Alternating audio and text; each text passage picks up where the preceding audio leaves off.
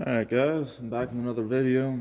As you can tell, this one's a little differently themed. We're going to take it back to old school. So, what this is a relay combination lock I built, if I can speak.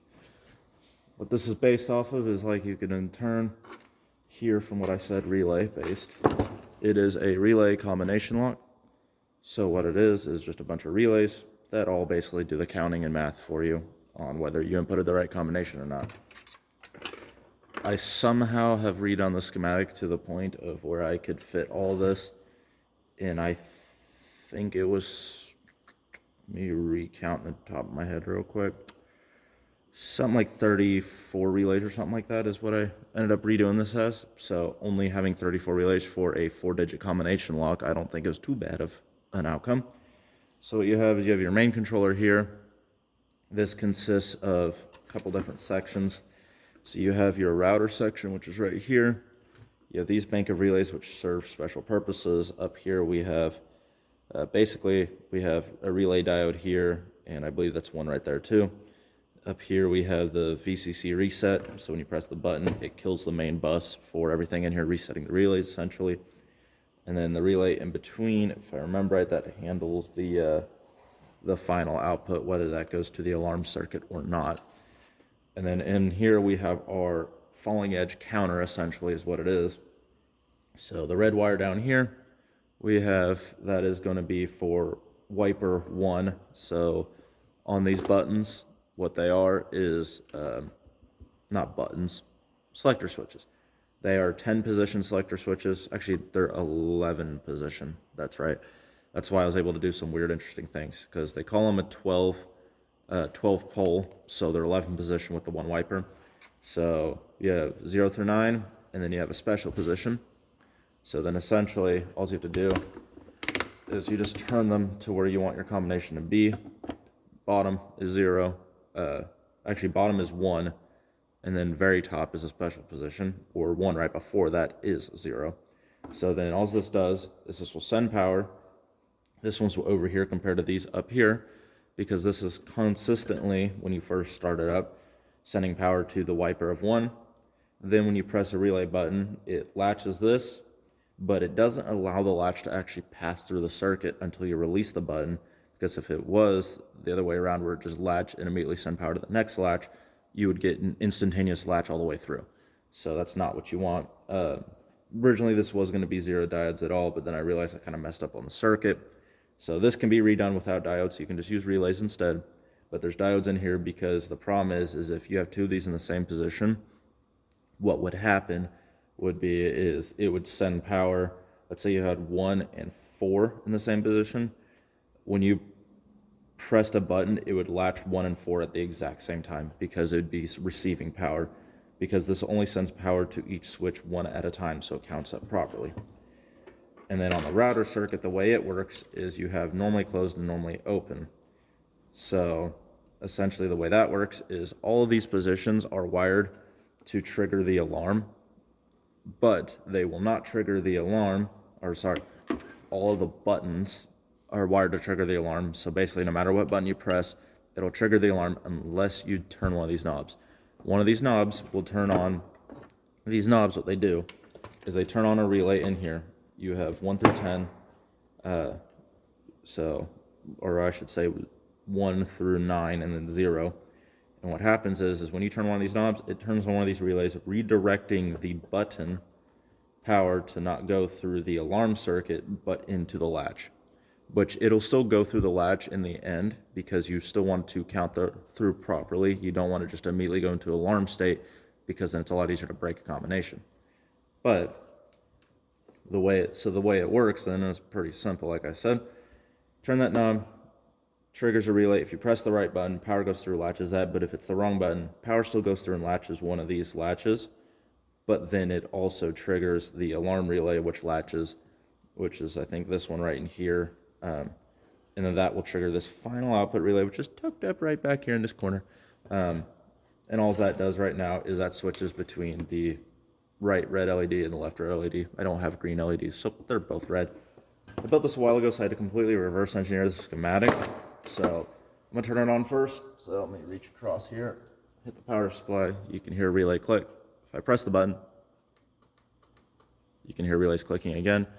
I'm gonna see if, I'm gonna put that back there. I'm gonna see if I can get the power supply kind of in view.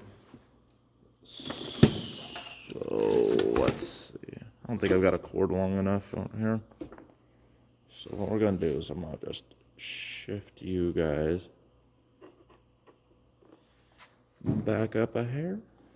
Yeah. So that way you can see out of the corner here. And I'm just gonna do that. So you can see, that's the tens place, not the singles, but that's the tens place, but you can kind of see the watts, there's the decimal. So all you have to do is this one, I'm missing the knob as you can tell. So what we're gonna do is we're gonna set all these to combination 0, or combination base, I should say, so which is gonna be 1. So we're gonna go 1, and on 2 we're gonna do 2, and 3 and 4 we're gonna do 1. Now if I take my buttons, right now it's 1, 2, 1, 1. So if I go 1, 2, 1, 1, we have a correct combination. Now if I reset it, if I go 1, 1, 1, 1, well, as you can see, it's not actually latching through all the way because my button's stuck. 1, 1, 1. See? It's even got its own little bugs because, well, these buttons are old and sticky. Alright, that fixed the issue. There was some weird connection problem with the alarm bypass over here. Cold solder joint probably. This thing has been sitting on a shelf for a while, so. Now let's actually run it when it's going to work, and it's probably going to stop working as soon as I turn on the camera. I built this like 3 years ago now, so that's why it's being, persnickety, I guess you could say this would be the word for it. So, clear, even the clear button barely works. Oh, that's going to work great later. Anyways, 0, or 2, 2, 2, 2, you can see, results in a failed combination. So now we're going to go with the combination that is inputted right now, which is 1, 1, 1, 1. Correct.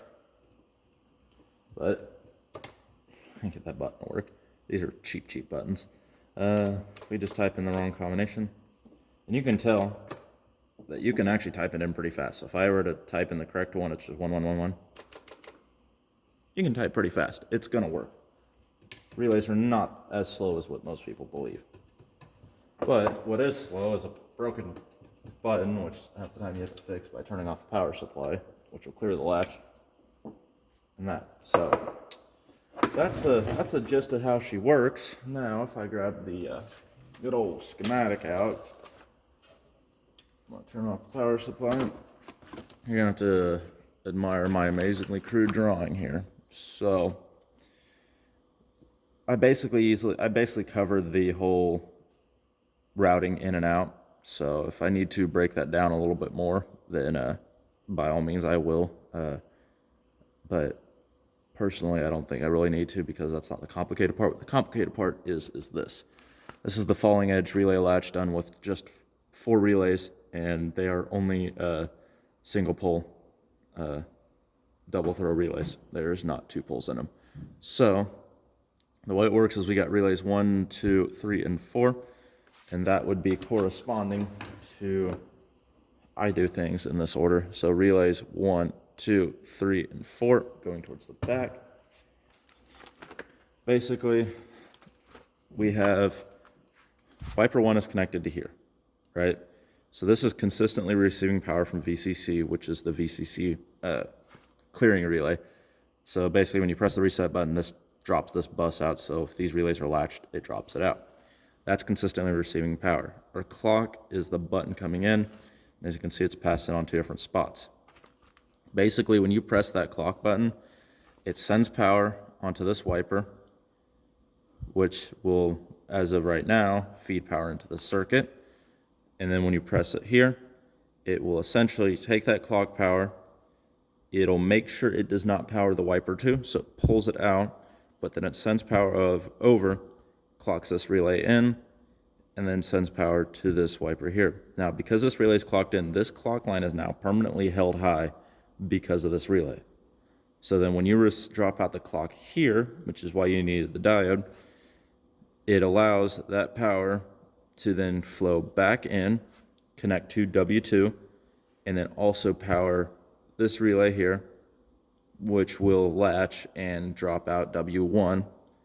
And then that will also send power to this relay, which then sends power onto the next position in the latch. The next position in the latch would be AKA latch number 2. This is latch number 1. So it's pretty basic in how it works.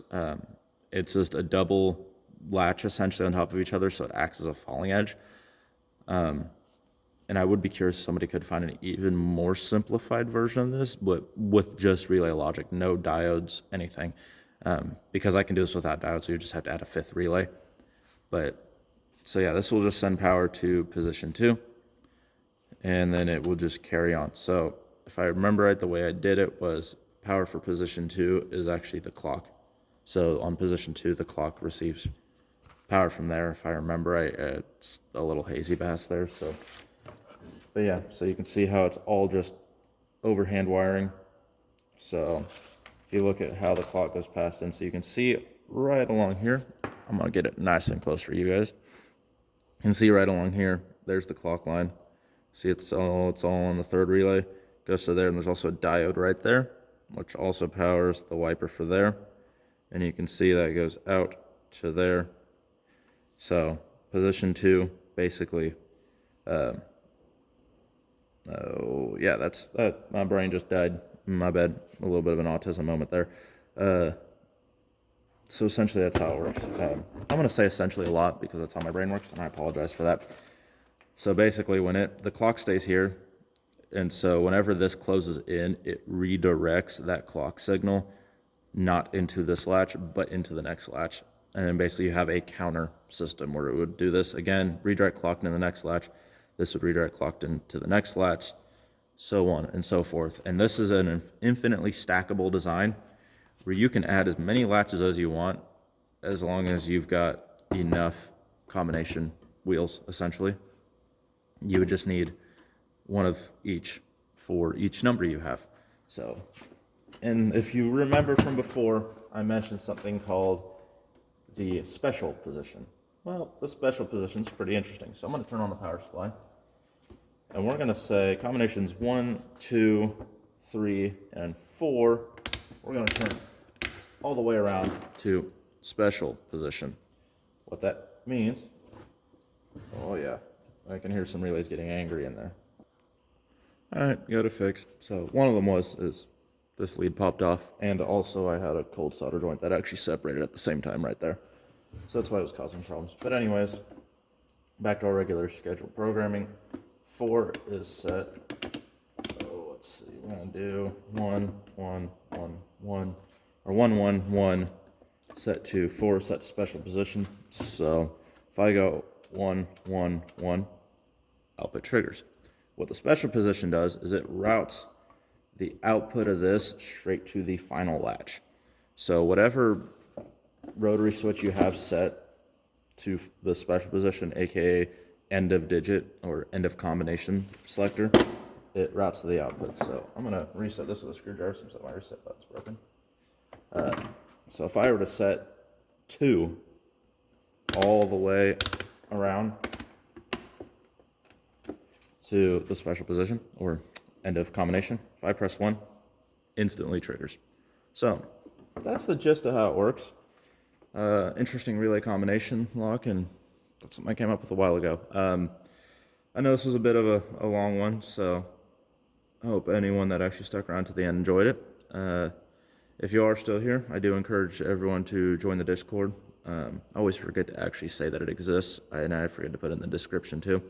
But join the Discord. It's the easiest way to get a hold of me, and easiest way for me to share different projects and for people to get in on projects.